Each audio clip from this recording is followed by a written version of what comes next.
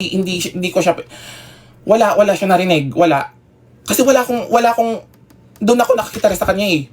Wala akong power. 'Di ba?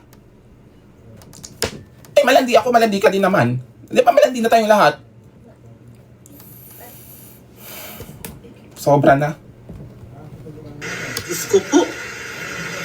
Di bawal umakyat. Kasi nga, ano lang eh, limited Ayan nga, bawal umakyat. tao eh. Alam mo din yun. Pero ipinilit mo. Sabi mo, totoo ba na na hindi na pwedeng umakyat? Oo, totoo, pauwiin mo na. Kasi nga, hindi naman pwede talaga. Pakinggan nyo. Kahit ipilit natin, hindi pwede. Di ba, alam mo yun?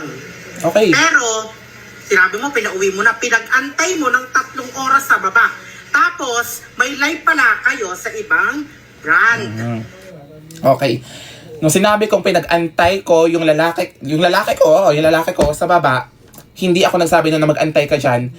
Sinabi sa akin ng lalaki na dito lang ako mag-antay kasi sasamahan pa kita sa iba, sa live, sa next live mo kasi alam niyang mapapagod ako sa live namin the next time. Yung live namin na yon is kay Ma'am Hera. Yung live namin kay Ma'am Hera, nagsabi naman sa akin si Ma'am Hera na kung humabol ka na lang sa live natin kung kaya mo pa kasi sayang din. So ako, kaya ako mag-multitask kasi kailangan namin ng pera din naman kasi sila mama, kailangan namin ng pera sa bahay, kailangan ko mag-earn. So lahat ng mga pagkakitaan, lahat ng mga extra, which is hindi extra si Ma'am Hera, may contract ako doon. Pero nagsabi mismo si Ma'am Hera at yung assistant na kung may time ka or pwede mo pang humabol ka na lang kasi ano namin yun mga 8 live or 7, mga ganun-ganung eksena.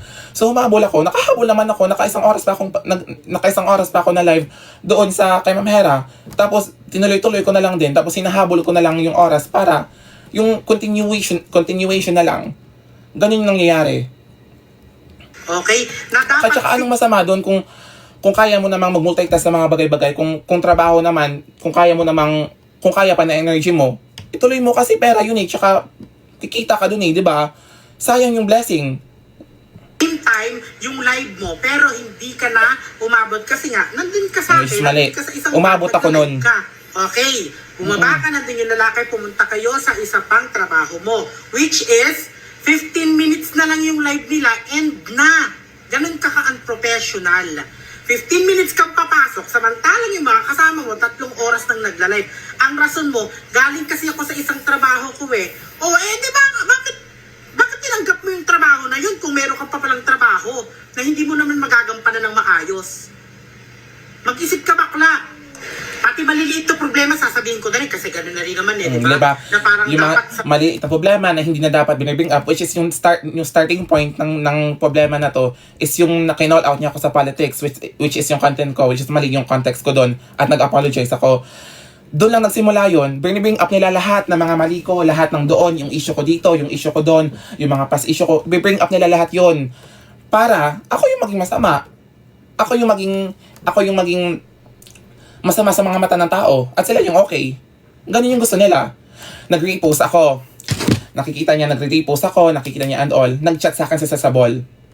Eto, hindi ko ipapakita yung chat namin Pero ano lang, kasi may privacy naman ito.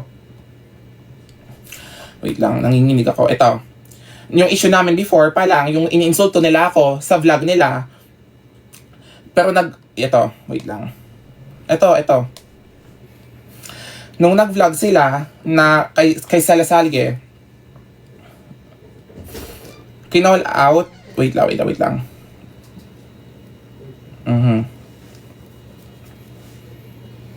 Sana ba yun? Ito lang pala. Sabi ko, ikaw ang gawin mo, manahimik ka na lang, continue mo na lang, lahat ng ginagawa mo, para di mo na lang sila isipin, magpaka-busy ka. Tapos sabi ko kasi sa wall na appreciate kita, sabi ko sa kanya.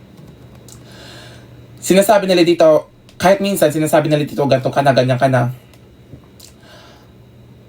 Oo, may pagkaugali ka din kasi talaga tapos nag-joke kami. Sis, laban tayo. Kaya naiintindihan kita. Kasi hindi naman lahat perfect, maging grateful na lang. Cut off mo na lang if ever.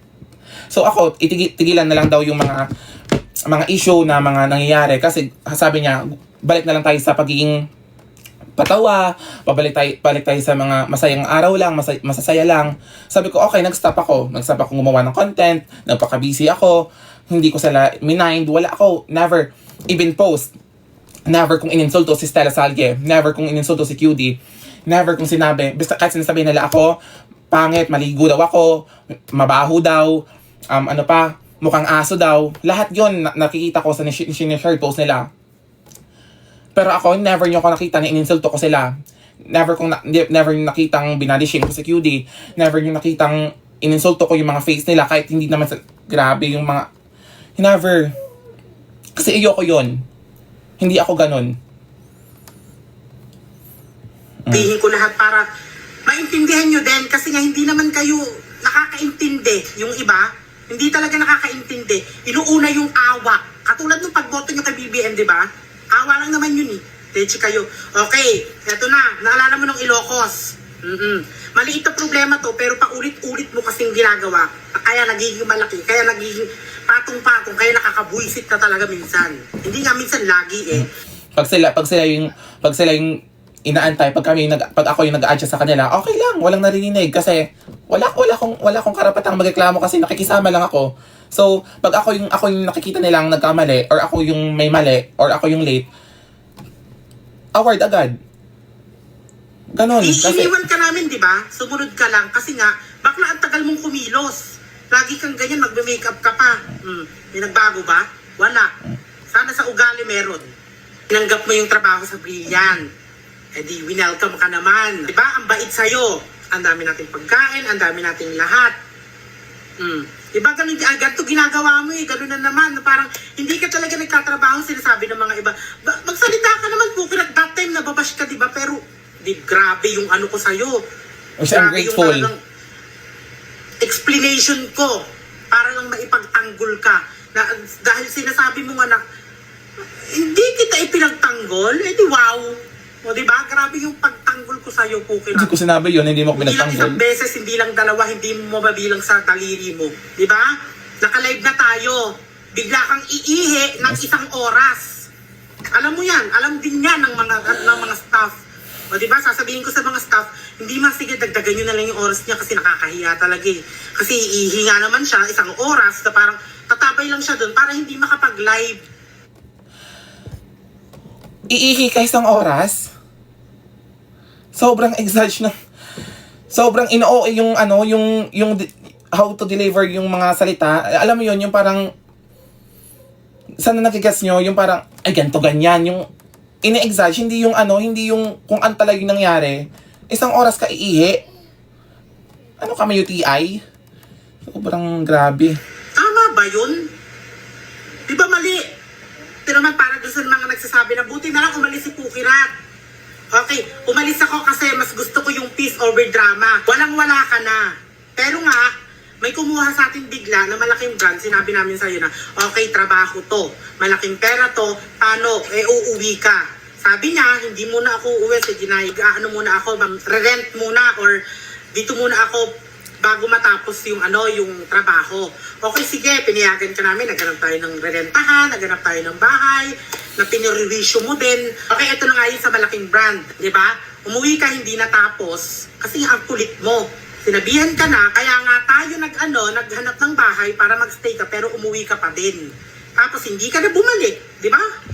Tapos, ito na yung mga iniwan mong kawalang hiyaan.